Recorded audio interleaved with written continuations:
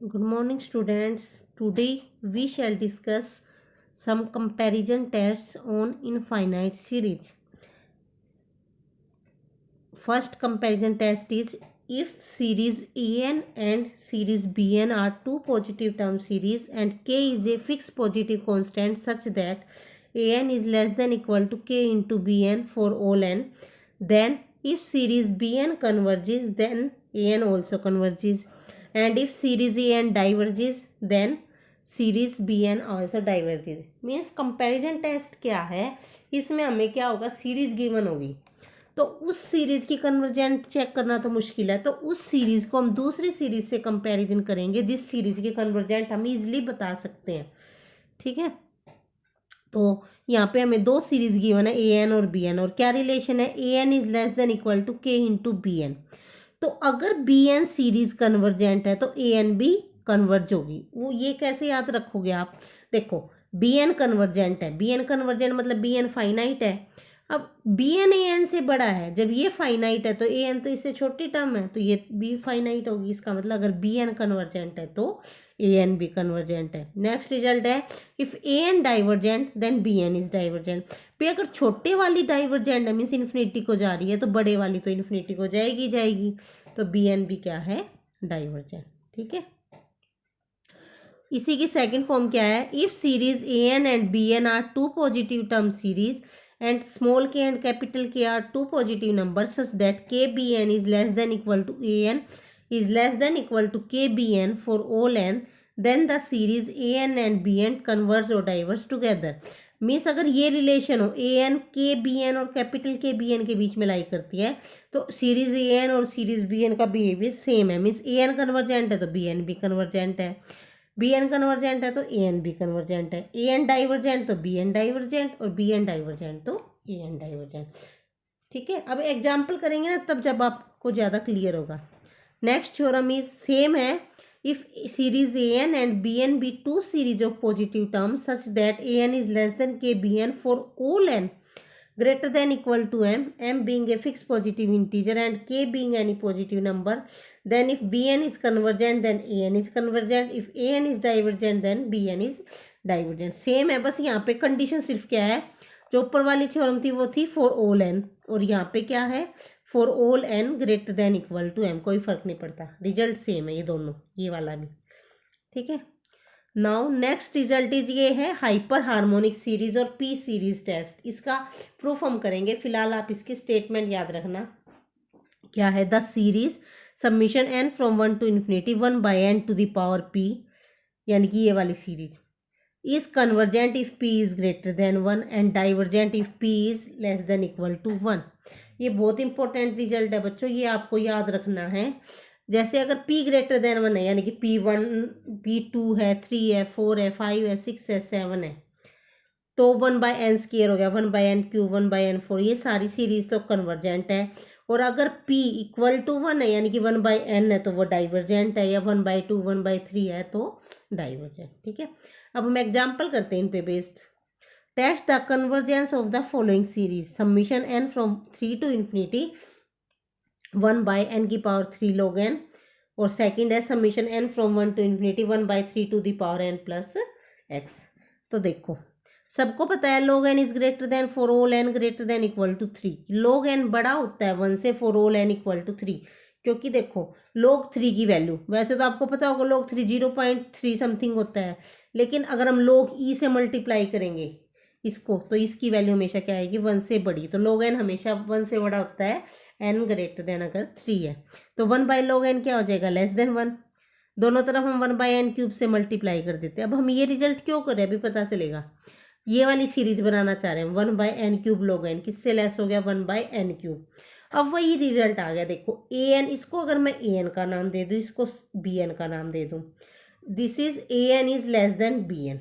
और अगर मुझे पता चल जाए इसका बिहेवियर बी एन क्या है, कन्वर्जेंट, अभी ऊपर पी टेस्ट किया था उससे, क्योंकि यहाँ 3 है ना, पी की वैल्यू 3 है तो ये कन्वर्जेंट है.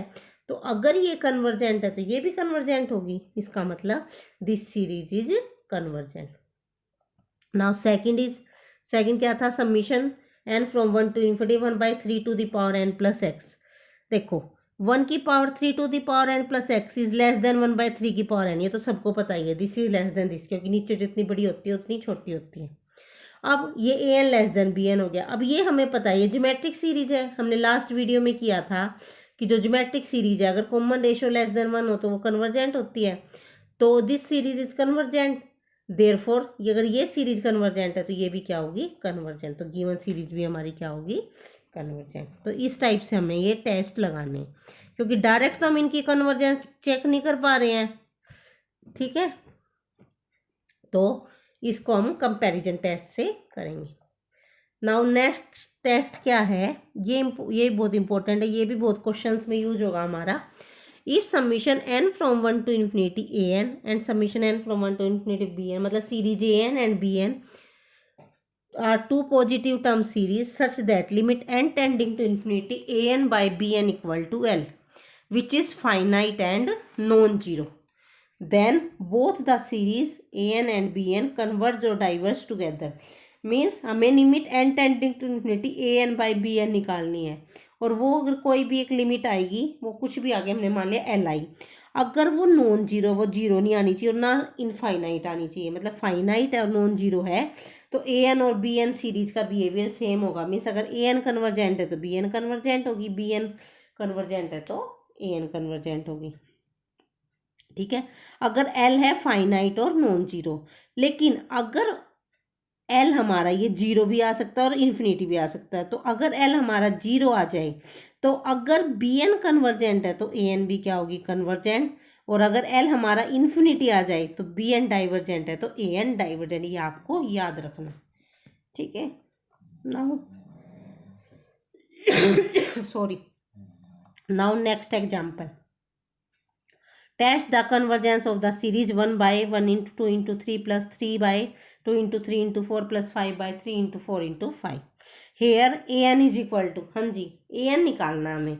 अब देखो n टर्म डायरेक्ट पता चल पा रही है क्या है, देखो फर्स्ट टर्म में आया 1, सेकंड में आया 3, थर्ड टर्म में आया 5, तो इसका मतलब क्या आया 2n-1। देखो n को 1 रखोगे तो 1 आएगा, 2 रखोगे तो 3।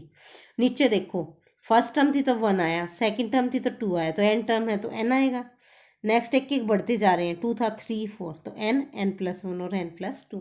आपको ये जर्नल टर्म निकाल लेनी है, ये निकल गई ए एन। अब ए एन निकल गई, इसको मैं यहाँ से n कॉमन निकाल लो, क्या आ गया 2-1/n, यहाँ से भी n कॉमन निकाल लो, इसमें से ये आ गया n square 1+1/n into 1+2/n, ये हो गया। अब देखो हमारे पास इसको सारे को छोड़ के क्या बच गया, 1/n² बच गया ना, तो हमें बी एन मान लेना है 1/n²। Now a N by B N, तो अगर जब हम a N by B n निकालेंगे तो 1/n² से 1/n² कट गया। अब limit n tending to infinity A N by B n क्या आ गया 2, कैसे n को इन्फिनिटी रखोगे तो ये जीरो, ये भी जीरो, ये भी जीरो, तो 2 आ गया, which is non zero and finite. तो ए एन और बी एन बिहेव अलाइक, मतलब ए एन और बी एन सेम बिहेवियर होगा। अब ध्यान से देखो बी एन है 1/n², तो पी टेस्ट से ये कन्वर्जेंट है, क्योंकि पी क्या हो गया ग्रेटर देन 1, तो कन्वर्जेंट है, तो बी एन कन्वर्जेंट है तो ए एन भी। एक बार और देखना ध्यान से, आपको क्या करना है, ए एन निकाल ली, ए एन निकालने के बाद जो भी यहाँ पे इनको limit n tending to infinity लगानी है ना हमें, तो सारी टर्म 1/n की फॉर्म में बना लेनी है। जो भी एक्स्ट्रा बच जाए उसको बी एन मान लेना, जैसे यहाँ 1/n² एक्स्ट्रा बचा है तो 1/n² को बी एन मान लिया, फिर a N by B n निकाल देना, फिर limit n tending to infinity, ठीक है। अब नेक्स्ट देखो, जैसे हमें निकालना summation n from 1 to infinity n+1 to the power 1/3 minus n की पावर 1/3, और नेक्स्ट है n4+1 रूट माइनस n4-1 का रूट। चलो करते हैं, सिंपल है। ए एन क्या है, ये n+1 की पावर 1/3 माइनस n की 1/3, यहाँ से कुछ कॉमन आ रहा है, n कॉमन निकाल लेते हैं, n की पावर 1/3 आ जाएगा, तो 1+1/n की पावर 1/3 माइनस n की पावर 1/3। इस सारे में से n की पावर 1/3 कॉमन निकाल दिया, ये बन गया 1+1/n की पावर 1/3 माइनस 1। यहाँ पे हम बाइनोमियल थ्योरम लगा देंगे, बाइनोमियल थ्योरम लगाएंगे तो ये बन जाएगा 1+1/3 into n plus 1/3 into 1/3 minus 1/2 factorial into 1/n² up to so on, और ये -1 एज इट इज, ठीक है। ये हो गया n की 1/3। फिर 1 से 1 कैंसिल हो गया, ये बच गया ये सारी टर्म। ठीक है, अब 1/n फिर से कॉमन निकाल लेंगे, तो ये रह गया 1/3 + 1/2 factorial into this and so. अब an बन गया, ये कैंसिल होके 1 की पावर n की 1/n की पावर 2/3 और ये सारा। अब bn मैंने अभी बताया था 1/n की टर्म होने के बाद जो एक्स्ट्रा बच जाए bn हमें वो मानना है, तो bn को मैंने मान लिया 1/n की पावर 2/3। तो an/bn क्या हो गया, ये कैंसिल हो गया। Limit n tending to infinity लगाएंगे तो क्या हो जाएगा, ये 0, सिर्फ क्या बचेगा 1/3 which is non zero and finite, ना जीरो है ना इन्फिनिटी है। इसका मतलब an और bn का बिहेवियर सेम है। अब bn सीरीज बताओ क्या है, कन्वर्जेंट है या डाइवर्जेंट। 2/3, 2/3 क्या है, 1 से लेस है, 1 से लेस है तो डाइवर्जेंट हुई, ये डाइवर्जेंट है तो सीरीज an भी क्या होगी, divergent. Now next part, an equal to √n की पावर 4 √n4 + 1 माइनस √n4 - 1। इस टाइप के सम आपको पता ही हम किससे करते हैं, रैशनलाइजेशन से। तो रैशनलाइज कर लेंगे, रैशनलाइज करेंगे, इसको खोल लेंगे, मल्टीप्लाई कर लेंगे तो ये आ जाएगा 2/√n4 + 1 + √n4 - 1। यहाँ से क्या आ जाएगा, n4 कॉमन निकाल लेंगे तो √n4 मतलब n² बाहर निकल जाएगा, ये आ गया। अब वही 1/n की फॉर्म में हो गया ये, तो 2/n² बचा है, तो bn हम मान लेंगे 1/n²। तो an/bn क्या हो गया, 2/√1 + 1/n की 4 + 1 - 1/n की 4। Therefore limit n tending to infinity an/bn क्या आ गया हमारा, ये 2 1 + 1 2/2 1 आ गया which is non zero and finite. तो an और bn का बिहेवियर सेम है। अब सीरीज bn 1/n² कन्वर्जेंट है क्योंकि p > 1 है, तो इसका मतलब an भी क्या होगी, कन्वर्जेंट। तो आपको सारे सम इसी तरह से करने हैं। जैसे नेक्स्ट है, हमें सीरीज की कन्वर्जेंट चेक करनी है। nth टर्म an गिवन है 1/√n इंटू साइन 1/n।